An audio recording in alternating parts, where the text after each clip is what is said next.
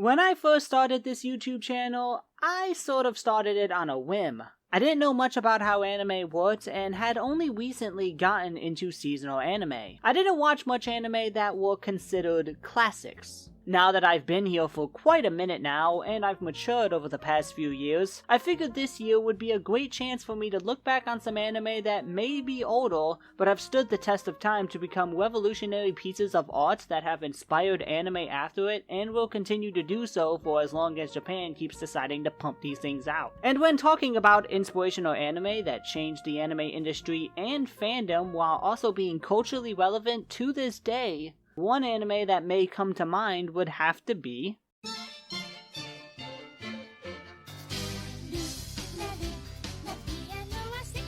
what else would it have been? While many other anime fit the description, Azumanga Daioh was one of the first anime that came to mind for me when I had this idea for a series. An adaptation of the manga written by Kiyohiko Azuma by JC staff, Azumanga Daioh is credited as being the first CGDCT anime, and while better adaptations have come out over the years, Azumanga was one of the first to plant the seeds that allowed shows like Lucky Star and K-On! To be the first saplings in what has since become a first of cute anime girl shows to enjoy. But not only is it inspirational in the actual industry, it has been a centerpiece of the online anime community since its release and is still going strong to this day. Just recently, this scene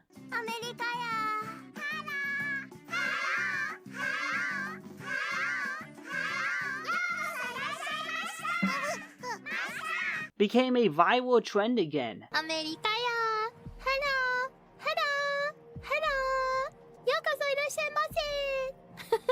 It is also the show that coined the term waifu and gave us 4chan. Depending on what kind of person you are, that is either a good or terribly bad thing. The website is so synonymous with the series that Yotsuba, the main character from Azuma Sensei's other work, Yotsuba and, has been the mascot for the site for as long as it's been up. So let's look past the oh my god and I'm sorry, and let's look at the show itself. Can we really dumb down its legacy as just the first CGDCT anime? Or was there something truly special about this show that led to it getting the reach it has today? Let's start with as a CGDCT anime, I'm getting tired of saying this phrase, so I'ma just call it a cute girl show as I usually do now. Azumanga Daioh doesn't really have much of a direct plotline. It's a pretty simple show about 6, maybe 7 girls and their high school lives. However, I never really liked this narrative that has been spread on the internet since I was a preteen by either people who don't like cute girl anime at all, or people who reluctantly enjoy 1 or 2 here or there, that these shows don't have a plot.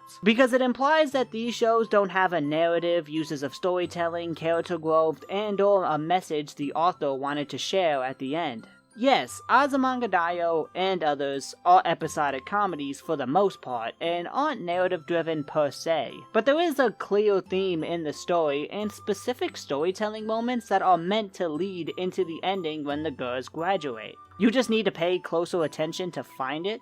In this case, Azumanga Daioh explores the confusion surrounding growing up and leaving the place where you felt you truly belonged. This is why my favorite episode is probably episode 19, since this is where the message becomes the most obvious. We see a character like Kagura, who was working towards a dream. She wants a sports scholarship in swimming and works very hard, and she looks at the main group with jealousy because to her they're free as birds, with none of the added stress of having a dream you want to achieve.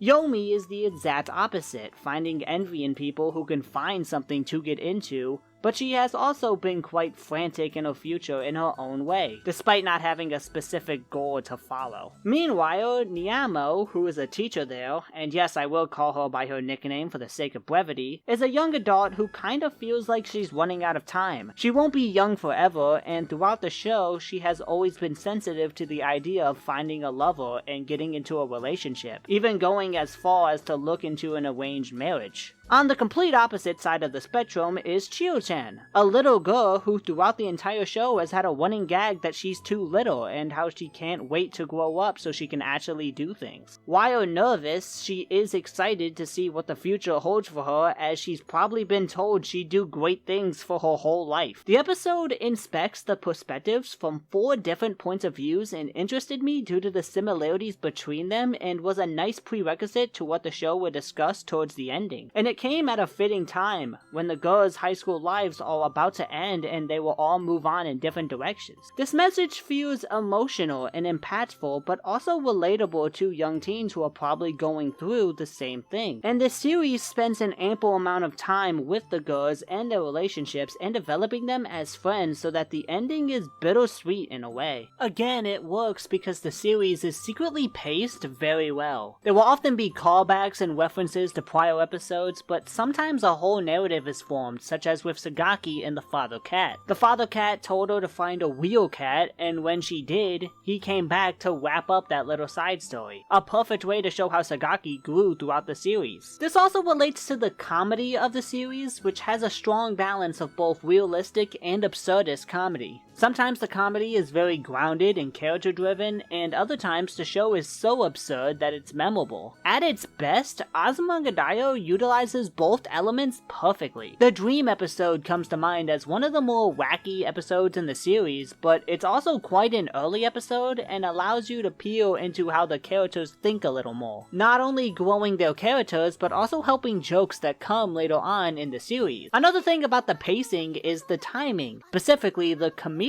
timing.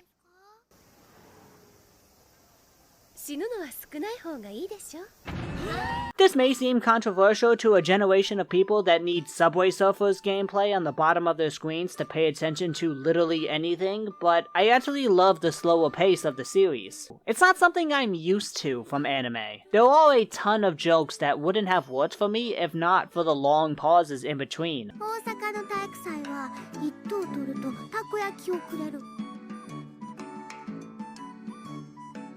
ごめん、嘘やね。Sometimes they do stretch it out a little too much, such as the dance scene with Mr. Kimura, but most of the time it's just right. At times it adds to characters as well, with the most infamous example being a 40-second scene of Sakaki petting a dog. To some, this is just a random, very slow-paced scene that's kind of boring, but before this scene it shows us that Sakaki is a character who tends to space out when animals are involved in any way. And this was the first time we've seen her actually be able to pet one, something that she's been wanting to do. So it's obvious that she would space out in a moment like this and pet for an unusually long time. Usually it would show us what's happening in her mind, but instead we stay in reality, showing us a new little perspective on how time moves during these moments, which contrasts the rest of the show and makes the scene funnier. Did you watch me potentially overthink on a scene where a girl pets a dog for 40 seconds? Yeah, maybe. But this is just one example of how Azumanga Daioh uses its uniquely slower pace to build character and make scenes funnier advertently. It feels more natural as well, as if the characters are listening to each other rather than hearing a script. I get why people would call this anime boring because of it. Again, Subway Surfers podcast era. But I loved it, and it's one of the things that makes the show feel unique. More modern shows, such as Nishijo and Nanan Biyori, excel at this as well, but I do have to give Azumanga Daioh credit for being one of the first shows that probably implemented this. It's a blend of relaxing and comedic, and I just love it a lot.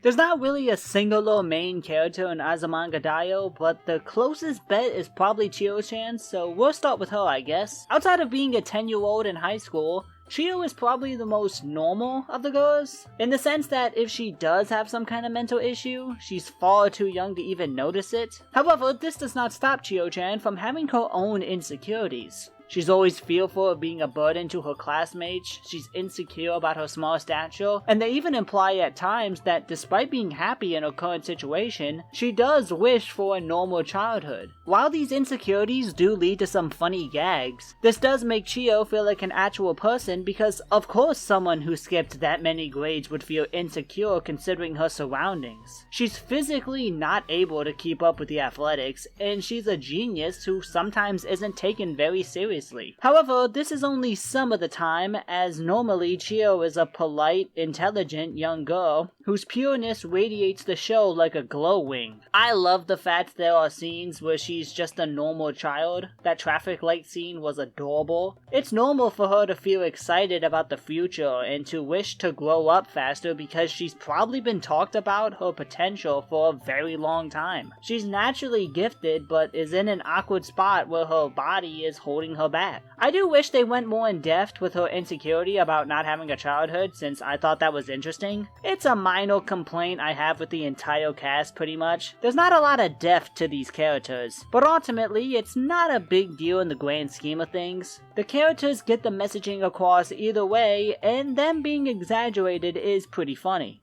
A character Chiyo has an interesting relationship with is Sakaki, a shy, kinda recluse girl who likes cute things. While Chiyo and the entire school, to be honest, see her tall height and natural athleticism and envy her, Sakaki actually sees Chiyo's natural cuteness and wants to be that way too. She is quite literally that born to be one way, forced to be another way meme. She's forced to be seen as cool and ominous when in reality she has a total sweet tooth for anything small and cuttable, especially cats. She can't have any of her own, but that has not stopped her from wanting to become a vet and constantly wishing to pet cats on her own. Honestly, she's like an older, less exaggerated and anxious version of Komi. I wouldn't be shocked if she was an inspiration, not gonna lie. She even daydreams about the cute things she likes, and sometimes her dreams are just as abstract as Osaka's. They even daydream about the same cat thing being Chiyo's father, which was kinda cool to me. Two completely different characters have the same type of issue. A neat thing about Sakaki though is she does grow in the series.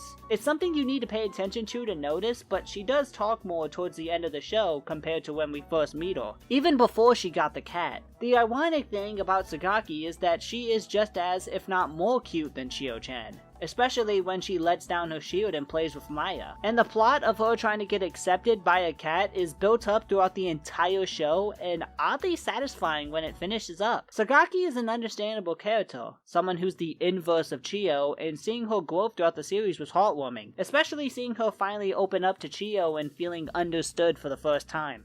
Alright, it's time to talk about the character you've been waiting on, Ayumu Kasuka, better known as Osaka. You know, it messed me up that her name isn't actually Osaka. Osaka is a play on the stereotypical Osakian character type, as in they're usually a little rough, aggressive, and loud, while Osaka is slow, to say the least. Osaka is probably the clearest example of the show's message of accepting others, considering Osaka's mental state is so perplexing that it actively goes against her day-to-day life. Osaka is someone who is clearly suffering from some form of autism and ADHD, though not the same as Tomo's. I'd say she's more ADD than ADHD, but both do act impulsively in their own ways. Not to mention her habit of repeating things, spacing out, her random comments, and just her childlike view on the world, hence why she and Chiyo become such close friends. They both have that naive and childlike wonder. Note that Osaka's issue isn't that she doesn't focus, it's actually the exact opposite. She thinks way too hard on things, and it tends to make her forget about the world around her, which is probably why she knows a lot of random things and how she's good at riddles. It's quite literally as simple as she's wired differently. She tries to change early on in the show, implying that her behavior has gotten her in trouble with her parents and her school, and or led to her being outcasted amongst her peers back home. She even says she needs to get her act together. However, it just doesn't work. She lacks the motivation to change, if she even can. However, that has not changed her friends' view of her. To them, that's what makes Osaka, Osaka, and that's beautiful. In the end, Osaka is a little autistic child who is a joy to watch, with my only issue being that I wish we saw more sides of her. I'm actually kind of shocked at how much I related to and understood Osaka, which kind of makes me worried, but it did help me love the character a lot more. I have never seen an anime once talk about those little bubbles in the eyes before. Or have I seen an anime convey what it's like to just spring information on people at random times. Weirdly, I'm about to go from a universally loved character to a character who might be a little more controversial in Tomo, who's another one I oddly relate to in some ways. Again, I feel like I should be worried about this. The reasons one would hate Tomo are the exact reasons I love her. Tomo is an absolute menace and I love it. Tomo tends to do things on impulse alone. She doesn't think about how her actions annoy people. She tends to be the only character to point fun at others except for Yukari. She's very energetic. Just reading off the common symptoms of ADHD is essentially like reading Tomo's character. Yet she does still care about her friends in a way, even if she chooses to piss them off all the time. And does try to comfort Chiyo in her own way when she's self-conscious over the sports festival. Tomo is a bit of a play on the whole energetic tomboy who's good at sports trope in anime, as while, yes, she does display those personality traits, but she's actually not very good at sports because she's so hyperactive, she uses up all her energy too quickly. Tomo also seems to get a thrill out of chaos and dangerous situations in general. She's the only one who likes Yukari's driving and would explain why she wants to be a cop. The thing is, a lot of people will see a character like this and assume the worst about her, but when we do get a glimpse of how Tomo thinks, she's doing good for the world. In her dreams, she's helping people and being a local hero. Yeah, she wants the fame and attention that comes with it, but this also shows she isn't some kind of sociopath who has a complete disregard to others. And a lot of her jealousy towards someone like Chiyo-chan and Yomi is because she wants to have that love too, academically. Deep down, she's jealous of them, which I think is normal for a kid, especially one who probably has always felt second place to Yomi. Perhaps that's where this competitive side of her comes from. That's why when she gets accepted over Yomi into college, she takes it as a victory lap of sorts. In her mind, she finally won over her best friend. While yes, Tomo is a headache, she's entertaining and understandable if you don't immediately judge her actions as malicious. A character similar to Tomo is Kagura, who's basically Tomo if she was more self-aware. I like their chemistry with each other a lot.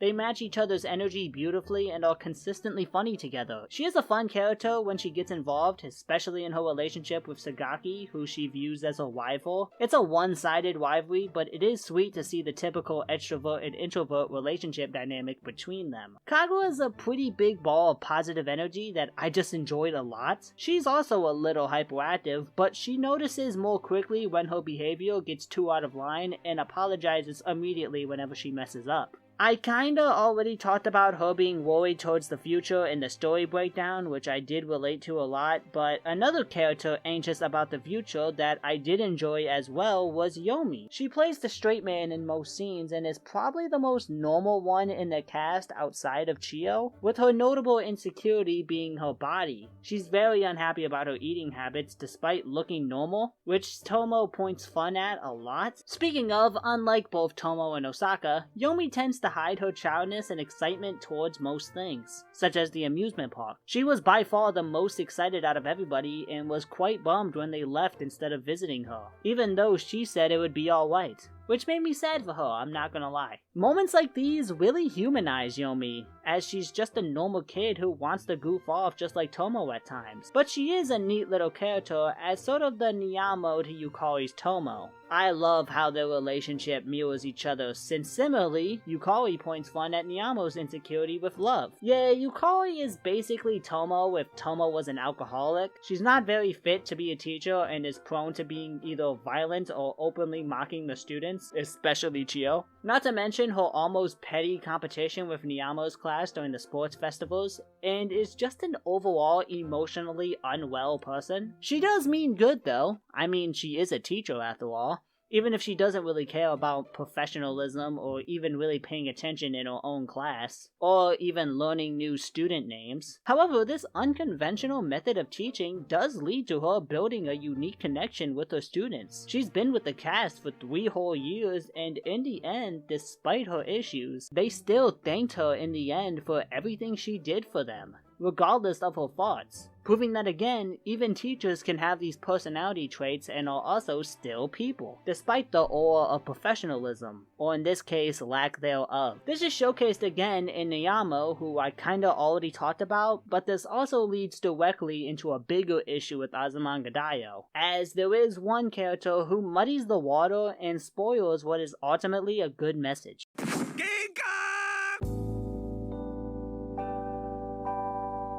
Those who've seen the show know I'm talking about Mr. Kimura, another teacher who seems to be a good person, but has the issue of being creepy with his students. And I'm not like reading between the lines with this character here, they quite literally say it in the show.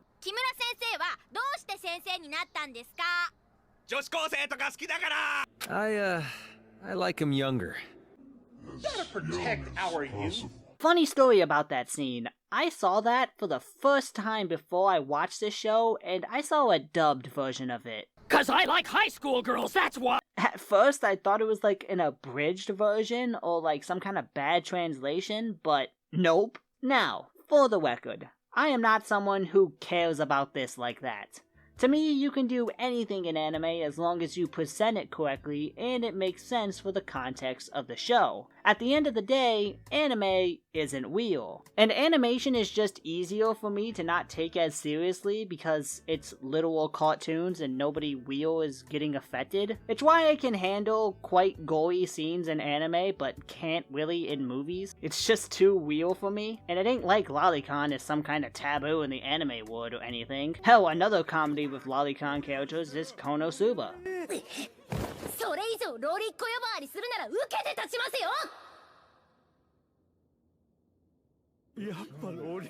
But Konosuba can do that because it's already a crass show with edgy humor, so lolicon characters fit quite well with the perverts, masochists, stalkers, and other overall degenerates that populate that show. Why do they work and not Cody Kimura over here? Well, because Azumanga Daioh is a sweet slice of life. So it comes out of left field to have a character whose only joke is being around high schoolers. It's way edgier than anything else in the show. So at times it's just uncomfortable, especially when he specifically targets Kao-in, who's his favorite, and it just so happens to be the only openly gay character in the show. Him having a favorite in general is just way worse to me for some reason. Like, it wouldn't be nearly as bad if he had the same amount of weird vibes to every other girl in the show as he does Kao-in, but her clearly liking Sakaki and not being interested in guys at all just made it way worse. Kao-in, while she was hit or miss for me, it's hard to have a clear opinion on her when she barely has any screen time as it is, and when she did, it was with this doof. Not saying Kimura doesn't get a laugh from me every now and again.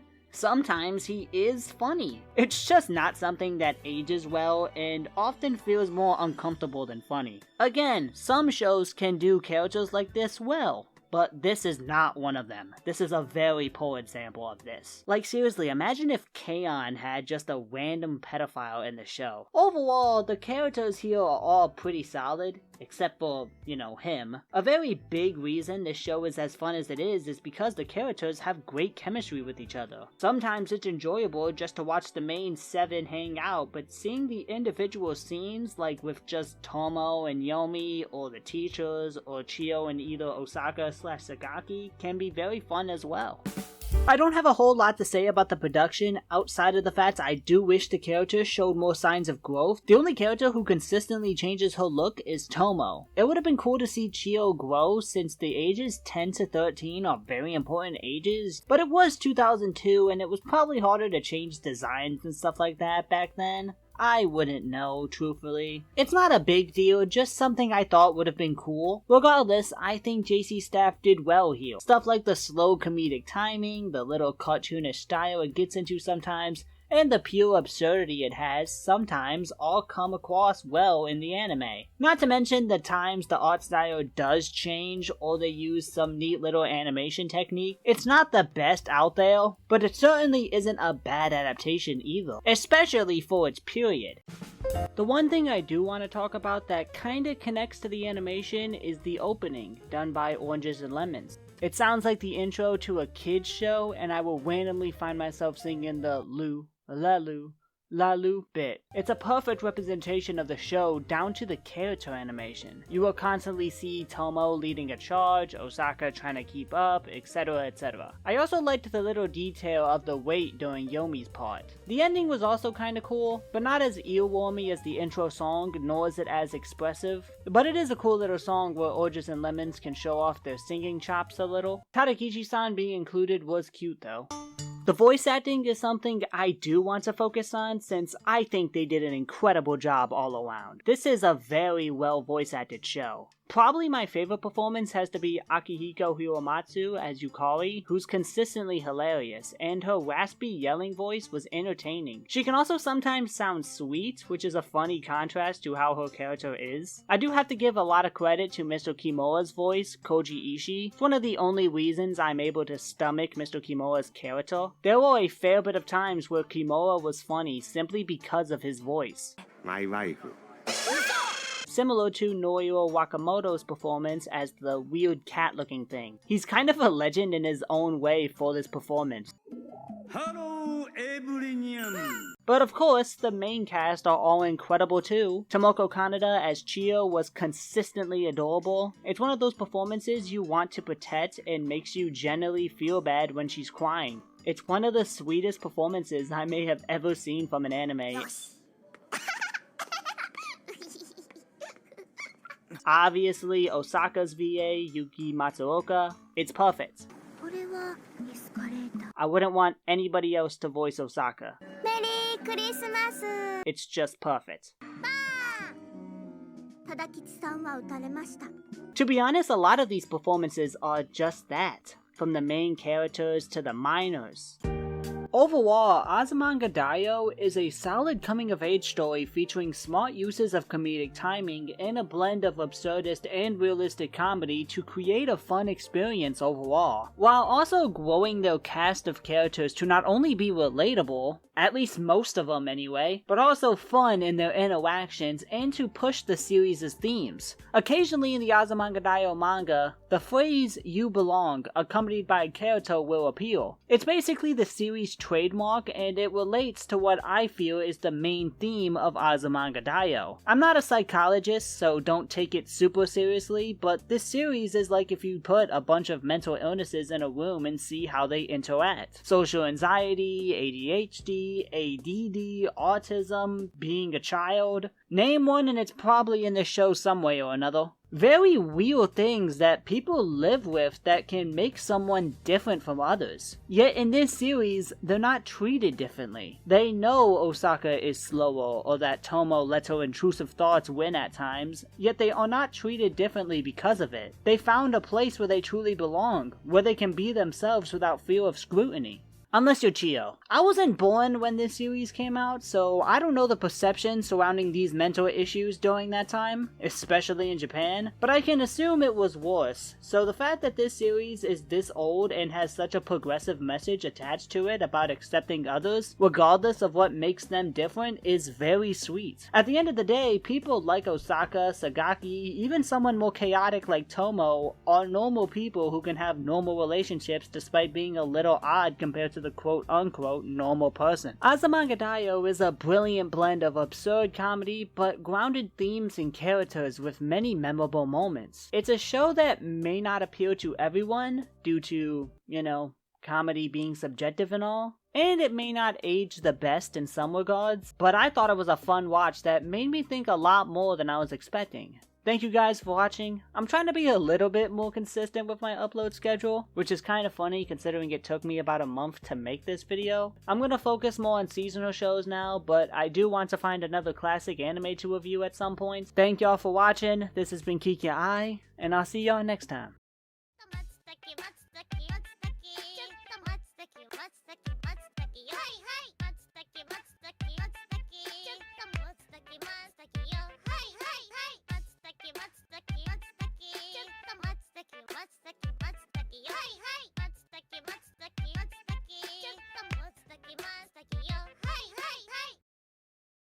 My pussy tastes like Pepsi Cola.